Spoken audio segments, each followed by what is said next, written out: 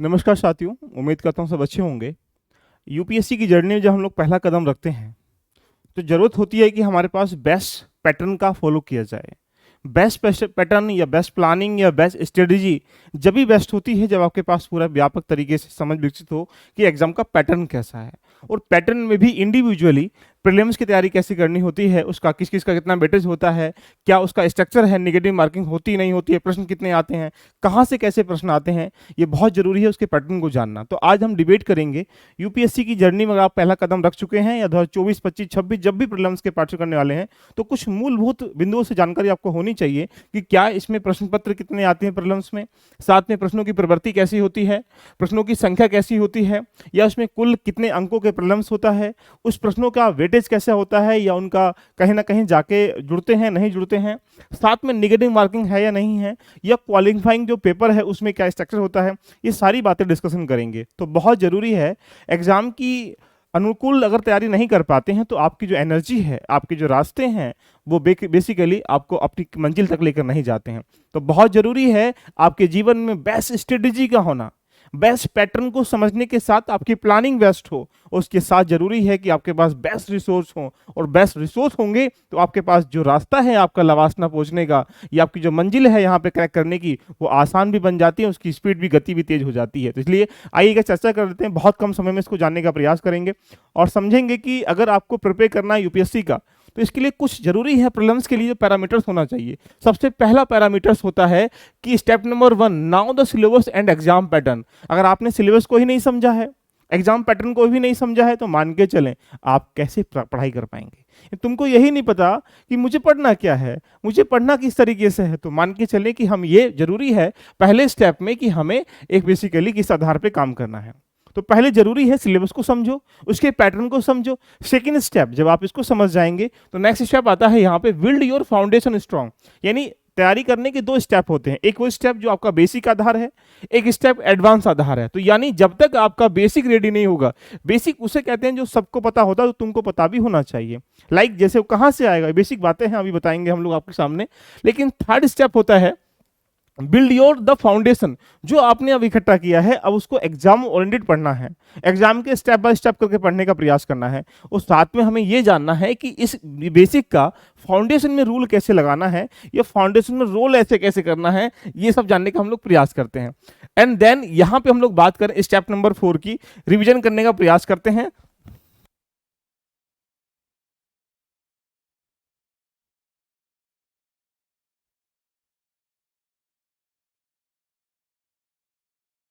तो हम सब लोग इसमें जानने का प्रयास करेंगे। स्टेप नंबर अगर 5 की बात करें तो मॉक टेस्ट कैसे देते हैं, ये ध्यान रखना। ये 4-5 स्टेप होते हैं यूपीएससी की जर्नी में, जो आपको ये सिखाते हैं कि कैसे आपको प्रीलिम्स क्वालिफाई करना है। इस प्रीलिम्स के लिए जरूरी है ये जानना कि हम किस आधार पर चीजों को समझ सकते हैं। तो सबसे बड़ी पैरामीटर्स बन जाता है कि अगर आपने एक भी स्टेप को स्किप किया, तो मान लीजिएगा कि आपकी जो कहानी है वो डूब जाएगी। इसीलिए सबसे पहले हम लोग जानने का प्रयास करते हैं, यूपीएससी का प्रीलिम्स जो एग्जाम है, ये एग्जाम 3 चरणों का होता है, प्री, मेंस और इंटरव्यू।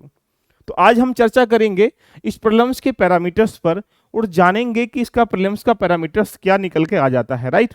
तो यहां से पहले पॉइंट बात करें कि अगर आप जीएस प्रीलिम्स में जाते हैं, तो प्रीलिम्स के 2 पेपर आपको एग्जाम में देने होते हैं। 2 पेपर, इसको जीएस फर्स्ट के नाम से हम लोग जानते हैं, इसको जीएस सेकंड के नाम से जानते हैं। इस जीएस फर्स्ट को सामान्य अध्ययन का फर्स्ट पेपर कहते हैं। इसको सी सेट, जिसको सिविल सब्जेक्ट एप्टीट्यूड कहते हैं। अगर हम बात करें इन पेपरों के बारे में, तो जिसको जीएस फर्स्ट कहते हैं, ये पेपर आपका ऑब्जेक्टिव बेस होता है, आपको ये टिक करना होता है। यहां पर आपको 100 क्वेश्चन दिए जाते हैं और ये 200 नंबर के होते हैं। तो ऐसा कह सकते हैं कि एक क्वेश्चन 2 नंबर का होता है। उसके सापेक्ष में बात करेंगे, ड्यूरेशन जो होती है ये आपके सामने 2 घंटे की होती है, यानी प्रीलिम्स का पेपर जो होता है वो 2 घंटे का होता है। उसके बाद यहां पर निगेटिव मार्किंग है, बिल्कुल निगेटिव मार्किंग है। कितना है, तो बोलेंगे सर यहां से 1/3 निगेटिव मार्किंग है। यानी आप अगर यहां पर कहा जाए 3 प्रश्न सही गलत करते हैं, तो आपका 1 प्रश्न जो है रॉन्ग, सही वाला कट जाएगा। यानी मान के चलें कि यदि आपने 9 प्रश्न गलत किए हैं, तो यानी जो 3 प्रश्न आपके सही होंगे वो कट जाएंगे। यानी एक प्रकार से 1/3 निगेटिव मार्किंग इसमें दी जाती है। अब देखो, सेकंड पेपर क्या है, ऑब्जेक्टिव, ये भी ऑब्जेक्टिव पेपर है जिसको हम सीसेट का पेपर कहते हैं। यहाँ 80 क्वेश्चन दिए जाते हैं, 200 नंबर के होते हैं। एक क्वेश्चन जो होता है वो आपके पास 2.5 नंबर का होता है। ये भी 2 घंटे का पेपर होता है और यहाँ भी निगेटिव मार्किंग होती है और निगेटिव मार्किंग 1/3 ही होती है। यानी अगर आपने 3 प्रश्न गलत किए हैं तो वहां पर एक प्रश्न जो है रॉन्ग हो जाएगा। यानी हम ऐसा कह सकते हैं कि यहाँ पर टोटल नंबर जो है 400 का होता है। लेकिन यहाँ पर ये जो पेपर है सेकेंड वाला सी सेट का, ये सिर्फ क्वालिफाई पेपर है। यानी आपको यहाँ पे 33% अंक लाने अनिवार्य है। जैसे सपोज कर लीजिएगा, अगर 200 अंकों का हम लोग 33% अंक निकालेंगे तो आप ये कह सकते हैं लगभग 66-67 के आसपास यहाँ कहानी बन जाएगी। तो यानी आपको 67 नंबर अगर लेके आ जाते हैं तो इसको क्वालिफाई कर पाएंगे।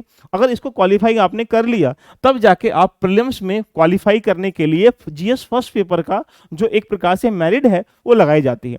अब ये कितनी लगाई जाती है ये भी जानने का प्रयास करते हैं। सबसे पहले अगर हम लोग ये देखें मेरिट के सापेक्ष में, तो यहाँ 2013-22 की कट ऑफ अगर देखें तो जनरल कैटेगरी की यहाँ पे आपके सामने 88.22, यानी अगर आप देखें, अब जीएस सेकंड पेपर से कोई मतलब नहीं है, मतलब जीएस फर्स्ट पेपर से है।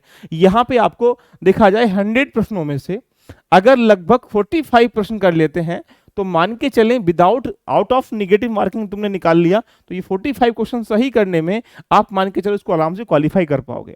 अगर ईडब्ल्यूएस की बात करेंगे तो यहाँ 82, ओबीएस की बात करेंगे ओबीसी की तो यहाँ 87, एससी की बात करेंगे तो यहाँ 74। तो यानी अगर आप देखें एससी कैटेगरी के लोग लगभग 36 क्वेश्चन सही करने पर प्रीलिम्स क्वालिफाई कर जाते हैं। सामान्य रूप से ये कट ऑफ जो है लास्ट ईयर में 2022 की देखें, 2021 देखें, 2020 देखें, 2019 देखें, 2018 देखें, तो लास्ट की 5 सालों की जो कट ऑफ है वो आपके सामने है। सामान्य रूप से यहाँ 88.22, 87.54, 92.1, 51, 98 और ये मतलब कहा जाए तो बिलो 100 के आसपास रहती है। यानी समान रूप से कह सकते हैं यदि आप प्रीलिम्स क्वालिफाई करना चाहते हैं तो आपको 100 में से लगभग 50 क्वेश्चन सही करके आने होंगे, जहां पर आप क्या कर सकते हैं, प्रीलिम्स क्वालिफाई कर सकते हैं। अगर यहाँ अन्य कैटेगरी की बात करेंगे तो डिफरेंट कैटेगरी के आधार पर ये स्ट्रक्चर दे रखा है कि यहाँ एससी 74 है, 75, 74, 82, 84, यानी एससी कैटेगरी के लोग जो हैं लगभग 40 क्वेश्चन अगर सही कराते हैं आउट ऑफ 100 में से, मान के चलो प्रीलिम्स क्वालिफाई कर जाएंगे। लेकिन अब आपको रणनीति कैसी अपनानी है, इसके लिए जरूरी है कि लास्ट ईयर के ट्रेंड को देखना कि प्रश्न कहाँ से कितने कैसे आते हैं, जरूरी है। Suppose date 100 question GS first में आते हैं, सेकंड पेपर की तो बात ही नहीं करनी, वो क्वालिफाइंग पेपर है। अगर हम यहाँ देखें तो 2023 में हिस्ट्री से 14 क्वेश्चन देखने को मिले हैं, यहाँ पे 14 क्वेश्चन देखने को मिले हैं 22 में, 21 में ही। तो अगर हम यहाँ पे अकॉर्डिंग टू सब्जेक्ट वाइज देखें तो 14 क्वेश्चन किससे आए 2023 में, हिस्ट्री के पार्ट से। यहाँ ज्योग्राफी के 16 क्वेश्चन हैं, यहाँ 15 क्वेश्चन पॉलिटी के हैं, यहाँ पर आपको इकोनॉमी के 14 क्वेश्चन हैं, यहाँ पर आपके साइंस के 12 क्वेश्चन हैं और ये इकोनॉमिक के 14 क्वेश्चन हैं और यहाँ करंट अफेयर के 15 क्वेश्चन हैं। यानी इन कंप्लीट को अगर ऐड कर लेंगे तो ये आपके पास 100 क्वेश्चन का डाटा बन जाता है। अब आपके सामने चुनौती बन जाती है कि अब हम प्रीलिम्स क्वालिफाई करने के लिए क्या सभी विषयों को पढ़ना बराबर है, ना ना ना ना। हमें अपनी तैयारी करने के लिए आपको 3 पिलर पे काम करना पड़ेगा। वो 3 पिलर कुछ ऐसे प्रायोरिटी रखनी पड़ेंगी जिसके सापेक्ष में हम ये कह सकते हैं कि पहली प्रायोरिटी पे वो सब्जेक्ट रखिएगा जो ज्यादा वेटेज रखते हैं, लाइक जैसे हिस्ट्री, ज्योग्राफी, इकोनॉमी, पॉलिटी। ये 4 पिलर ऐसे हैं जो कम से कम 70 से लेकर 80% सिलेबस को कवर कर लेते हैं। तो यदि पहले आप इसको रेडी करें, दूसरे बात सेकंड प्रायोरिटी पे क्या रखेंगे, वो सब्जेक्ट जो उनकी जो वेटेज है घटता बढ़ता रहता है। अगर आप यहाँ देखेंगे तो इन्वायरमेंट साइंस टेक्नोलॉजी का वेटेज कहाँ 8 था, कहाँ 12 है, जहाँ पर 9 है तो यहाँ पर 12 है। तो कुल मिला के ये इसका वेटेज रख सकते हैं कि सेकंड पॉइंट पर कि इन्वायरमेंटल है, यहाँ पर देखा जाए तो ये साइंस टेक्नोलॉजी है, इसको रख सकें। और थर्ड प्रायोरिटी पे उसको रखिएगा जो हमेशा सदाबहार रहता है, जिसको हम लोग करंट अफेयर कहता हूं। तो यानी प्रीलिम्स क्वालिफाई करने के लिए हमें अकॉर्डिंग टू स्ट्रेटेजी फॉलो करनी पड़ती है, जो एक बेहतर तरीके की कहानी होती है। देखो, अगर एग्जाम बेस देखें तो एग्जाम में प्री में 40 बच्चों में से किसी एक का सिलेक्शन होना है प्रीलिम्स क्वालिफाई के लिए। अगर हम मेंस में बात करेंगे तो 15 बच्चों में से किसी एक का सिलेक्शन होना है। तो यहाँ पे टफ क्या है, बोलेंगे प्रीलिम्स। लेकिन प्रीलिम्स टफ क्यों है, क्योंकि यहाँ पर हम कंप्रिहेंसिव तैयारी नहीं कर पाते हैं, यहाँ पर हम रिवीजन नहीं कर पाते हैं, और यहाँ सबसे बड़ी बात आती है कि हम टॉपिकों को नहीं समझ पाते हैं कि इतना बड़ा सिलेबस में से प्रीलिम्स की चीजें क्या इंपॉर्टेंट है। अगर हम ये देखें लगभग 1000 टॉपिकों के आसपास कंप्लीट एग्जाम होता है यूपीएससी का, उसमें से लगभग 300, 400, 500 टॉपिक ऐसे होंगे जो प्रीलिम्स एग्जाम के लिए बहुत इंपॉर्टेंट होते हैं। अगर हम उस थीम को नहीं पकड़ पाएंगे तो मान मान के चलें कि हमारी कहानी बेहतर तरीके से नहीं बन पाएगी। तो इसलिए ज़रूरी है प्रीलिम्स को बिल्कुल स्ट्रेटेजी अनुकूल तैयारी करना। इसके लिए अगर आपको लगता है कि हाँ, मेरे साथ जुड़कर आप 2024, 25, 26 जो भी एग्जाम दे रहे हैं प्रीलिम्स का, या स्टेट पीएससी का एग्जाम आप दे रहे हैं कोई प्रीलिम्स का, तो आप एक बैच आपके लिए स्पेशल तरीके से लाया गया है, जहां पे जिसके साथ जुड़कर ये जो complete syllabus GS first paper का है, जीएस सेकंड पेपर का है, जिसमें मैंने लगभग 250 घंटे क्लास यहाँ रखी गई है और 50 घंटे क्लास मैंने यहाँ रखी गई है। इन दोनों को मिला लेंगे तो यहाँ पे 300 घंटे की क्लास को मिलाने के बाद आप कंप्लीट प्रीलिम्स की तैयारी आप मेरे साथ कर सकते हैं, जिसका रोल जो है, अगर जैसे मान लो पॉलिटी है, हिस्ट्री, ज्योग्राफी, इकोनॉमी है, वो वेटेज आपका मीन्स में भी काम आएगा। तो इसके साथ जुड़कर अपनी जर्नी को रेडी कर सकते हैं, जो मात्र यहाँ पर आपके साथ वेदांग बैच की स्टार्टिंग हो चुका है, जो अक्टूबर के फर्स्ट वीक से स्टार्ट हो रहा है। इसमें हम लोग देखा जाए तो कंसेप्ट पे बात करेंगे, लास्ट ईयर के पीवाईक्यू पे बात करेंगे, कंप्रीहेंसिव स्ट्रेटेजी आपको दी जाएगी, ऊपर से प्रॉपर वे में डेली बेस प्लान सेट किया जाएगा। आप डिस्कशन कर सकते हैं, डायरेक्टली मुझसे टच हो सकते हैं। इसकी मात्र जो फीस रखी गई है, आप LVIS पे प्ले स्टोर पर जाकर आप यहाँ LVIS को डाउनलोड करने के बाद यहाँ से इस बैच को परचेज कर सकते हैं। मात्र ये 1700 रुपये में।